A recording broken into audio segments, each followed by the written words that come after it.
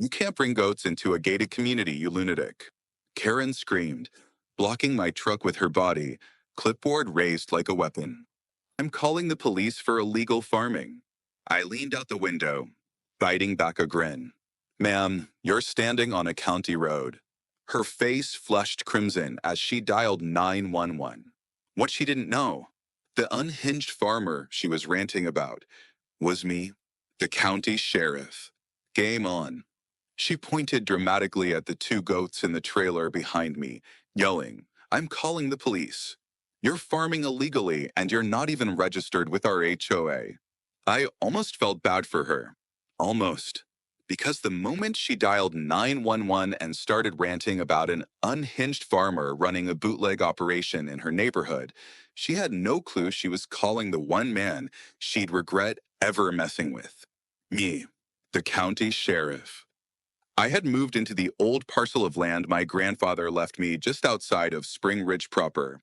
The 5 acres were a bit wild, unkempt, but deeply loved. I'd spent my weekends restoring the barn, adding a few raised beds, and bringing in some chickens and goats to kickstart my small homestead. The property, technically outside the HOA boundary, still happened to border their meticulously trimmed suburban bubble. That didn't stop Karen from pretending I was a personal threat to her turf. It started small. Her eyes tracked me like I'd rolled through church in a meth lab on wheels. Emails to the county about my unsightly wooden fence, and even a bizarre note left in my mailbox that said HOAs protect property values. Stop being the exception. Signed, a concerned neighbor. I ignored her mostly. I had dealt with louder and dumber during my time in uniform. Karen was noise, not fire, until the day she trespassed. I had just finished feeding the goats and was rinsing out their water tubs when I heard the creak of my gate and the unmistakable click-clack of high heels on gravel. Karen stormed onto my land like she was leading a military raid, phone in one hand, shouting, "This is all illegal. This is agricultural fraud. There are zoning violations, environmental hazards, and possibly goat rabies involved." I stood there, soaked from the hose, watching her trip over a stray feed bucket and nearly land face first into the hay. Assault by infrastructure, she shrieked, catching herself, then pointed at me like I was a criminal mastermind. She filmed everything, narrating it like a crime documentary. Here we have an unsanctioned farming setup, possibly unlicensed animals. The smell alone is disrupting community harmony. I told her once again that she was trespassing. She replied with, "You don't get to talk law with me. I'm on the HOA enforcement board." That's when she made her final mistake of the day, threatening to call cops and shut my entire property down. I tilted my head and simply said, "Go ahead." 10 minutes later, a deputy rolled up. Young guy, clueless. Karen pounced like a hyena on a gazelle. "Ma'am, what seems to be the issue?" She went on a long, dramatic rant about code violations, goat odor, and imaginary zoning infractions. He turned to me, asking for my ID. I didn't argue. I walked him to the barn. "Let me show you something," I said. Inside, under an old canvas sheet, was my marked patrol vehicle. Next to it, framed on the wall, was my active sheriff's badge and a plaque signed by the mayor himself. I watched the deputy's face pale as it all clicked together. Karen peeked in behind us, phone still filming, and nearly dropped it when she saw the badge. "Wait, you're the sheriff," she gasped. I nodded slowly. "County Sheriff Luke Nash. Nice to meet you again, ma'am. You've just filed a false report, trespassed on county land, and possibly endangered livestock by barging through an unlocked gate. But hey, I'm off duty today." Karen sputtered something about being misinformed and tried to backpedal. The deputy gave her a look that said he regretted ever stopping here. I let it go for the moment. She scurried off the property like a cat soaked with a hose, her bravado in tatters. The deputy apologized and made a mental note never to trust suburban busybodies again. I could have pressed charges then and there, but something told me Karen wasn't done. The next day, I found a stack of papers crammed into my mailbox. Violation notices, all fake, printed on HOA letterhead. One accused me of operating a commercial goat breeding facility. Another said my sunflowers posed a pollen hazard. A third said I was harboring rooster weapons, whatever that meant. Karen hadn't just declared war. And that, in hindsight, was the funniest part, because she still didn't understand the rules of the game she started. She thought she was dealing with some hillbilly farmer with a truck and a couple goats. But what she was about to learn, slowly and painfully, is that I don't just enforce the law. I know it. I didn't retaliate right away. I let her dig herself in deeper. I attended town meetings in uniform, watched her shift uncomfortably in her seat, eyes darting away from me. I noticed her making phone calls in the parking lot, clutching her files like state secrets. I caught wind that she was planning to bring the full HOA board to my property with evidence of agricultural misconduct. I almost laughed when I heard that. Karen didn't know about the zoning records I had stored in my office, or the agricultural easement that my land had been granted back in the 80s, or the fact that under county law, her HOA had absolutely no authority over me. But I stayed patient because timing is everything, and Karen was about to give me all the ammo I'd need. I had no doubt she'd do something dumb. The kind of dumb you can't talk your way out of.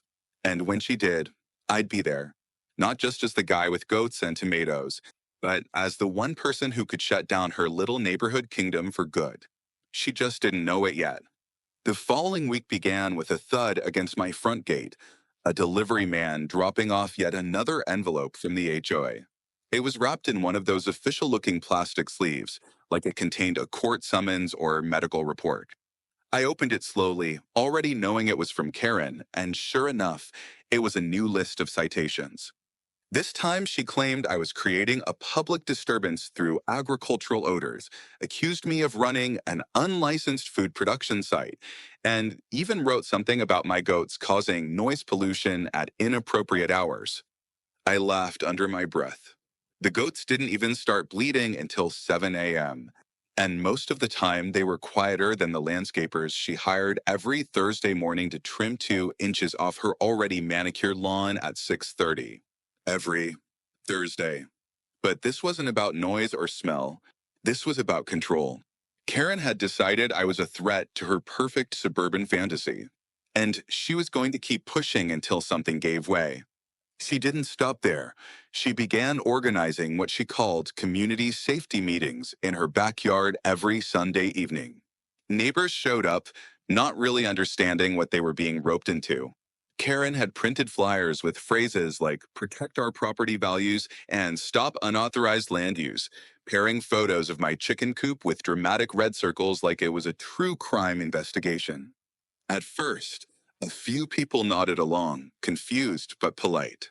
But as the weeks passed, I noticed more of them turning away during the speeches, some rolling their eyes, others outright leaving early. Still, Karen marched forward like a general in a battle no one else had signed up for. Meanwhile, I documented everything, kept the fake notices, took pictures of the flyers, and even installed a few motion-triggered cameras around the perimeter of my land, just in case she decided to trespass again. It wasn't paranoia, it was preparation, and I had a feeling I'd need it soon. One morning, just before sunrise, I noticed a car parked half a block down the road. Lights off, with someone inside. I put on my sheriff's badge, walked over casually, and tapped on the window. The driver, a junior member of the HOA board named Dennis, nearly jumped out of his seat. I asked what he was doing there. He stuttered something about collecting data for community assessment. I told him next time he wanted to assess anything near my property, he should schedule it during business hours and make sure his clipboard wasn't filled with handwritten notes about chicken escape routes. Karen's next move came the following week, and it was a bold one. She filed an official HOA violation with a fine of $10,000, citing illegal development of the property and endangerment of neighboring homes due to unregulated farm structures. The document was hilariously vague and clearly not based on any real ordinance, but it was sent to the county, and unfortunately, protocol required someone to follow up. So the next day, a zoning inspector named Barry showed up, clipboard in hand, clearly annoyed that his morning had been wasted on this nonsense. Barry was an old friend of mine from high school, now working civil enforcement. He took one look at the property, one look at me, and sighed. We walked the land together, and I handed him the zoning maps I had pulled from the archives. The maps showed something Karen had no idea about. Decades ago, my grandfather had worked with the county to designate our land as an agricultural demonstration site, meaning it had special protections under local law. Not only was I allowed to have animals, coops, greenhouses, and roadside stands, I could technically invite school tours, sell produce directly on site, and even host small farming workshops without needing HOA approval. Barry chuckled when he saw the documents. "She's going to hate this," he said. I said, "She's earned it." But Karen didn't back off. Instead, she escalated. She started spreading rumors online, anonymous posts on neighborhood forums accusing me of hoarding dangerous chemicals, of letting animals roam loose at night, even suggesting I had a connection to a black market egg ring. Yes, really. I only found out when one of the neighbors, an older man named Walter who had lived on the block for 30 years, came by holding a printed post with a confused look on his face. He asked me if it was true that I had weaponized roosters. I nearly choked on my coffee. We both laughed for 5 straight minutes. And then Walter handed me a slice of lemon pie his wife had baked and told me to keep doing what I was doing. That's when I realized not everyone was on Karen's side. She was loud, yes, but she wasn't winning hearts. In fact, the more noise she made, the more support I started getting. A few neighbors dropped off thank you cards, saying they loved seeing the chickens in the morning. Someone sent me a handmade sign that read, "Fresh eggs are not a crime." The woman next door, who'd been neutral until now, brought over a basket of vegetables and asked if I'd help her start a small garden of her own. Karen must have noticed all of this because the next morning I found a dead zucchini smashed on my driveway and a note that said, "This isn't over." It was almost cartoonish at this point. I returned to the sheriff's office the following Monday and quietly opened a new file, documenting the harassment, trespassing, the fake reports, and coordinated HOA efforts to harass a legal property owner. I wasn't ready to press charges yet, but I wanted it all on the record. The wheels were turning. Karen didn't know it yet, but she was building her own case. Every lie, every phony complaint, every bit of slander, she was helping me build a rock-solid foundation for the kind of counteraction that didn't just settle disputes. It taught lessons. By the end of the month, Karen had made one final push. She filed for a community vote to pass an emergency motion that would allow the HOA to fine properties outside their zone if they were impacting neighborhood quality. It was ridiculous and non-enforceable, but the vote was set. She rallied hard. Flyers, door knocks, scare tactics. She told neighbors that my goats could attract coyotes, that my compost bins would explode with bacteria, that I had plans to install a pigsty next to the playground. But she underestimated just how tired everyone was of her. The night of the vote, barely 10 people showed up. Of those 10, 8 voted against her. The motion failed, and Karen left the meeting in a silent fury, gripping her binder like a weapon, eyes full of rage and confusion. She didn't know it, but she just crossed the final line. And I had everything I needed to respond. Not with goats, not with more words, but the kind of justice only someone in my position could deliver. It wasn't revenge. It was civic education. And class was about to begin. It started innocently enough. Just a simple roadside table under the shade of an oak tree. I propped up a couple of wooden crates, laid out a few dozen eggs, fresh tomatoes, and hand-labeled jars of blackberry jam. I hung a small chalkboard sign that read Sheriff's Farm Fresh. It wasn't some elaborate commercial setup, just a nod to the community, a little local flavor. Most folks driving by slowed down, smiled, and honked supportively. A few neighbors even stopped to chat and bought a couple things. The vibe was easy, peaceful, the way country life should feel. But peace and simplicity were things Karen couldn't stand. The following morning, I stepped out to find the stand still intact. But my chalkboard sign had been knocked over and the jam jars had been opened and spilled. The eggs were smashed in their cartons, like someone had thrown a tantrum in the night. A single note had been wedged under a brick that held the corner of the table down. It said, "Cease illegal sales activity immediately or further action will be taken." No signature, but the passive-aggressive cursive was unmistakably Karen's. I cleaned up the mess, replaced what I could, and set the stand up again. I wasn't going to back down, not when I was completely within my right. By midday, a small crowd had gathered. A group of kids from the neighborhood came by with their parents and asked if they could see the chickens. I gave them a little tour and handed out a few eggs as gifts. Smiles all around. People took photos. The atmosphere was wholesome, even joyful. And then, right in the middle of it all, a familiar shriek cut through the breeze. Karen came storming down the street like a windswept banshee. Phone already recording, lips curled into an indignant snarl. "This is an unauthorized business operation on private land," she barked, aiming the phone at eggs like they were evidence of some felony. "You can't sell food to the public without inspection certificates and permits. This is endangering the neighborhood." I calmly reminded her, in front of a dozen witnesses, that not only was the land zoned for agricultural activity, but I also held a current county-issued food handler's permit. I even had the laminated copy in my truck.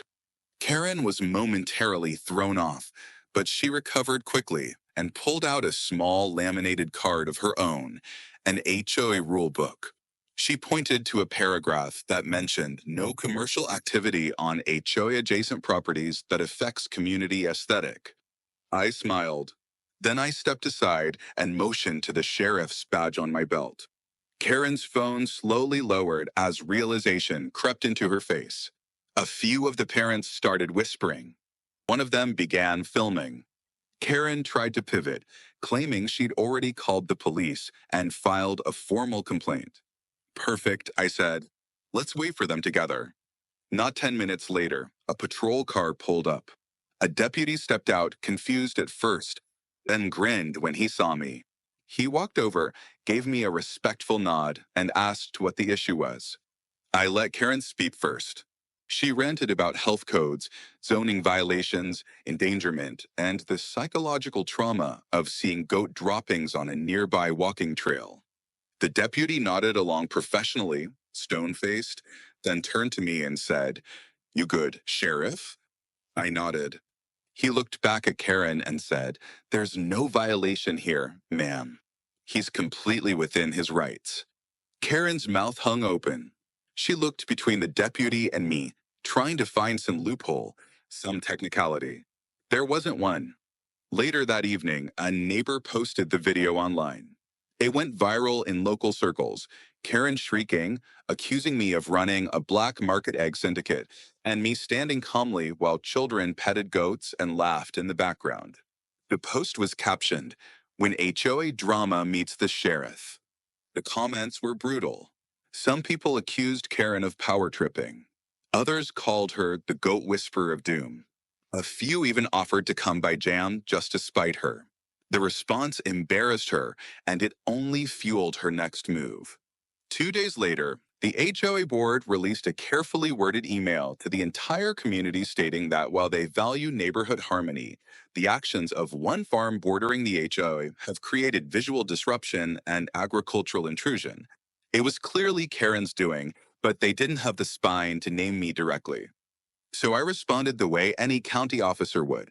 I submitted an official letter to the board, citing agricultural easement again, along with photographs of their flyers, false citations, and reports of Karen's trespassing. I CC'd the county clerk, zoning department, and the sheriff's internal legal counsel. That got their attention. One of the board members, a woman named Gloria, reached out privately. She confessed that she was tired of Karen's theatrics and apologized for the escalating tension. She even offered to mediate a meeting, but I declined. This wasn't a personal issue. It was a pattern of harassment backed by a false belief in unchecked authority. Karen wasn't going to stop because she didn't think anyone could stop her. She believed HOA power overrode the law, that enough noise would drown out truth. But she'd made one crucial mistake from the beginning. She picked a fight with someone who not only knew the rules, but helped write them. A week passed with no more incidents, and I let myself believe maybe the worst had passed. That illusion broke on a foggy Tuesday morning when I received an official summons to appear in small claims court. Karen had filed a restraining order request against me, claiming I had threatened her, followed her in my patrol car, and used farm animals to intimidate her. The packet was thick, filled with grainy screenshots, anonymous statements, and a printout of a rooster meme someone had tagged me in online. I couldn't stop laughing, but the accusation was serious enough that I had to show up and defend myself. I spent the next few days gathering everything: video footage, dates, witness statements, permit history, and of course, Karen's long and winding list of fake violations and bizarre social media posts.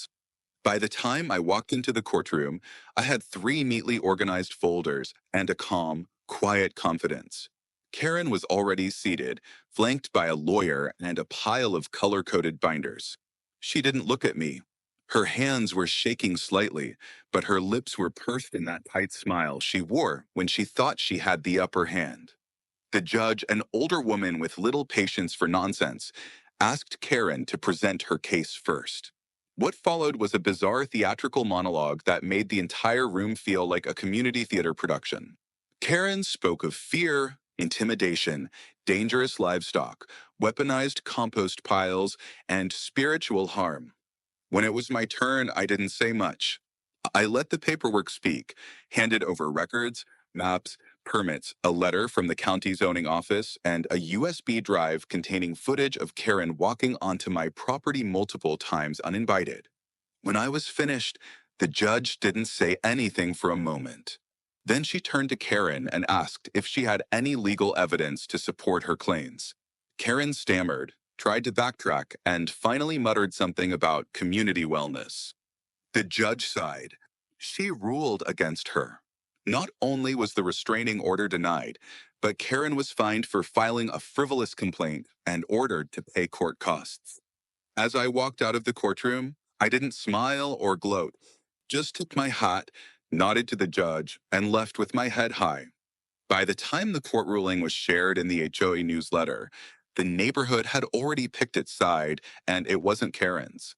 The board, having no choice but to acknowledge the decision, issued a short and awkward statement about respecting legal processes and avoiding personal grievances. It was damage control, nothing more. But the real shift wasn't in an email or the newsletter.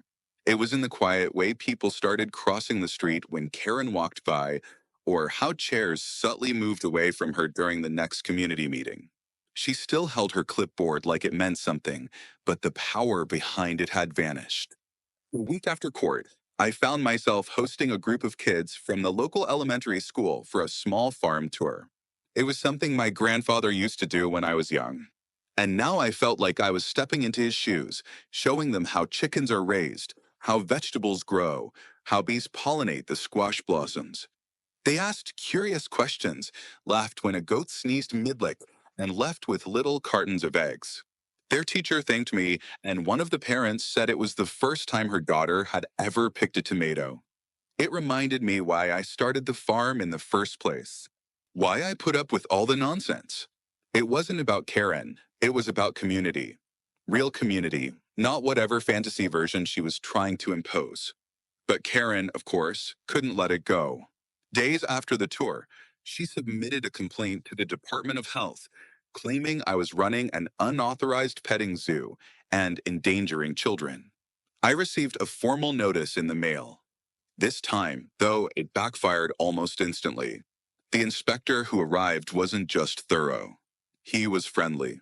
A man named Ernesto, born and raised in the county, who used to ride in my patrol car during ride-alongs when he was a teenager.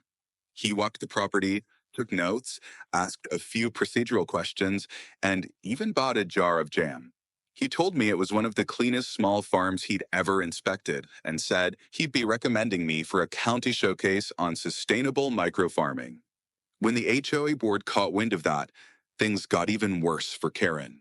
One of the board members, a soft spoken man named Jeff who rarely said anything, stood up during the next meeting and asked if the board should vote on whether Karen's ongoing complaints were damaging the HOA's reputation. Karen went pale. She tried to argue that she was the only one protecting the integrity of the neighborhood, but the room was silent. No one nodded. No one backed her. Her authority had officially collapsed. The very next day, I received a letter delivered by hand from the HOA board. It stated that while I was not under their jurisdiction, they wanted to offer an apology for the undue stress caused by one of their members and extended an invitation to speak at their annual community gathering. I chuckled reading it. It was ironic. After months of harassment, fabricated fines, trespassing, and false police calls, I was now the guest of honor. But I had something better in mind. I thanked them politely and instead told them I would be hosting my own event, the county's first annual Harvest and Heroes Day, held right here on my farm. Open to the public, open to the neighborhood. No clipboard needed. I sent invitations to every household in the area, personally delivering them with a smile. I even dropped one in Karen's mailbox, just for the poetic sting of it. She responded exactly how I expected, with fury.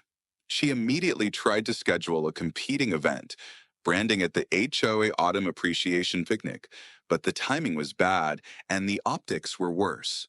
She sent out flyers that read, "Don't be misled by off-property distractions. Community values matter." But the tone was sour and desperate. And when my flyers went up at the local diner, coffee shop, and fire station, it became clear which event people were interested in. The day of the event arrived with clear skies and crisp air. People showed up in waves. Families with kids, retirees, teenagers looking for something to do. Even a local band who asked if they could play a few songs near the hay bales. We had everything: pumpkin carving, goat petting, apple cider, and a few booths set up by local farms and artisans. The highlight of the day was a pie contest, judged by none other than the county commissioner and my former academy instructor. Somewhere around noon, while I was helping a group of kids feed corn to the chickens, I spotted her. Karen standing just outside the edge of my property, arms folded, sunglasses on, lips pursed so tight they looked like they might snap shut permanently. She didn't step onto the land. Couldn't. The court order still stood. But she watched everything, jaw tight, nostrils flaring each time someone laughed or thanked me. The final blow came unexpectedly as the crowd gathered near the makeshift stage. The county commissioner took the mic and announced that due to the outstanding community engagement and legal clarity demonstrated by this property, the county was recognizing it as a model for future community agriculture partnership. He then handed me a framed certificate. The crowd applauded.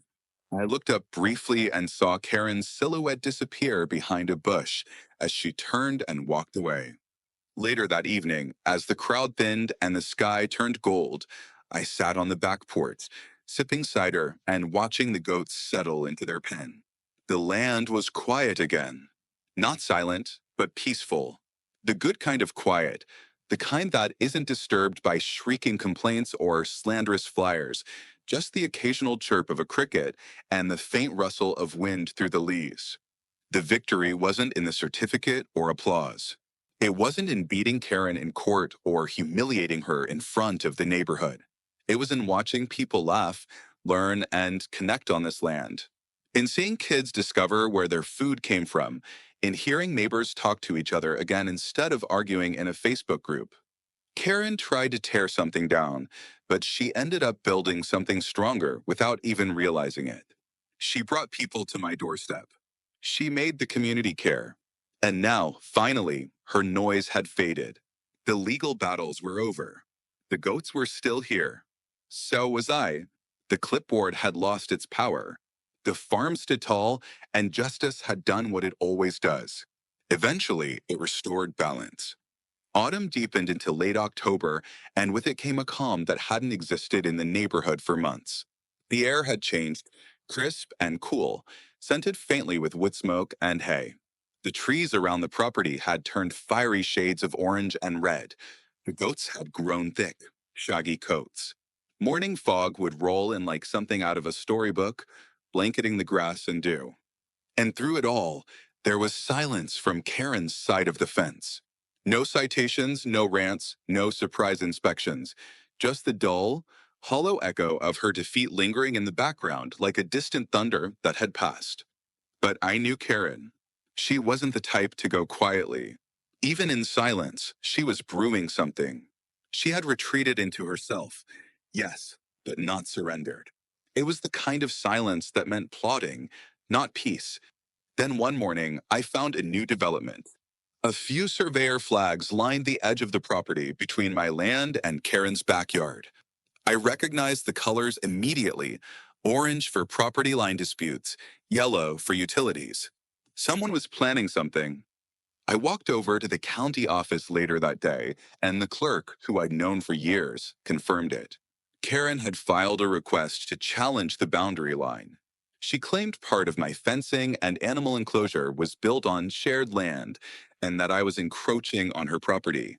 Her claim was based on an old map from the 1970s, long outdated and superseded by newer zoning adjustments.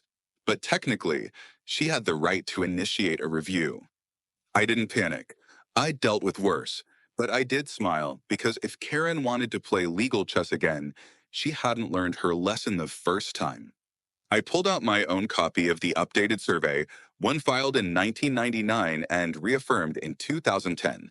Not only did it confirm my boundary down to the inch, but it also included the legal documentation showing that the disputed strip was a county utility easement and not under HOA or private ownership. I made a few calls, and then I made a quiet purchase. The lot adjacent to Karen's property had sat empty for years, owned by a man who moved out of state and had no plans to return. The sale went through within 2 weeks. Karen didn't even know until she saw the sign go up. I posted it myself, right along the fence line facing her house. County Sheriff Community Garden and Rescue Co-op, a small project dedicated to rehabilitating neglected or surrendered roosters, abandoned hens, and teaching youth agricultural programs. It was real. I meant every word. But it also served a purpose. I had chickens, yes, but now I had roosters who greeted the morning with powerful, piercing crows at dawn. Every single day, without fail, just as the sun rose behind the hills, their calls rang out like bugles from across the field. Karen lost it within the first 48 hours. I saw her storm outside in a bathrobe, waving a broom at the fence line, yelling at nothing in particular. She called animal control. They came. They left without issue. She filed a noise complaint. The officer who responded was one of my former deputies. He offered her a brochure on soundproof windows. By the end of the week, she had emailed the HOA board 6 separate times demanding an emergency meeting. None of them responded. Meanwhile, my community program flourished. Local high schoolers came by on weekends to help care for the animals. A small composting workshop drew in families from outside the HOA, people who had never even known my little farm existed. One woman brought her elderly father who used to run a dairy farm, and he spent an entire afternoon just sitting by the goats, smiling like he'd traveled back in time. It was more than just about Karen now. It had grown into something real, something rooted. I never rubbed any of it in her face. I never spoke her name or mocked her publicly. I didn't need to. Her isolation was punishment enough. She walked alone now. The whispers followed her. The parents who used to smile at her meetings crossed the street instead. Her own HOA board had quietly stripped her of enforcement privileges, citing excessive misuse of process as the cause. She was still there. Yes, still in her home. Still clutching that clipboard like it had power. But she no longer had an audience. Just empty chairs and quiet fences. Then something unexpected happened. One chilly morning, As I walked toward the coop with a bucket of feed, I spotted her near the fence. Not yelling, not sneering, just standing there, arms crossed, eyes cast down. I approached slowly. She looked up. For the first time in months, she didn't have that steel wall of entitlement on her face. She looked tired, smaller somehow, older. She didn't say anything right away, and I didn't either. The roosters crowed behind me. A goat let out a lazy bleat. Then Karen finally spoke, her voice low, almost lost in the breeze. I didn't expect it to go like this, she said. I just wanted things to stay the way they were. I nodded. Change is hard, but it's part of living. She looked around, as if really seeing the land for the first time. The chickens dust bathing near the shed. The kids' art projects displayed on the barn wall. The hand-painted signs welcoming people in. This was never about code violations, was it? She asked. I said nothing, just waited. She gave a weak laugh and said she had been the president of the HOA board for 7 years. Kept everything pristine, perfect lawns, quiet street, nothing out of line. And then one day she woke up and realized the neighborhood had grown cold. Everyone behind gates and hedges. Everyone afraid to be different. Maybe I went too far, she whispered. I didn't forgive her. Not in that moment. Some things take time. But I offered a slow nod, and for the first time, we stood there without conflict buzzing in the air between us. She walked away a few moments later, slower than she'd arrived. I didn't see her for weeks after that. Maybe she was finally tired of the fight. Or maybe she realized the world wasn't hers to control. That winter, we put up lights along the barn and opened up the garden for a holiday event. We served cider and hot stew, let kids decorate the coop with handmade ornaments. One of the volunteers asked if they could name one of the roosters after someone from the neighborhood. I smiled and said, "Sure, name it whatever you like." They named him Karen. He crows the loudest.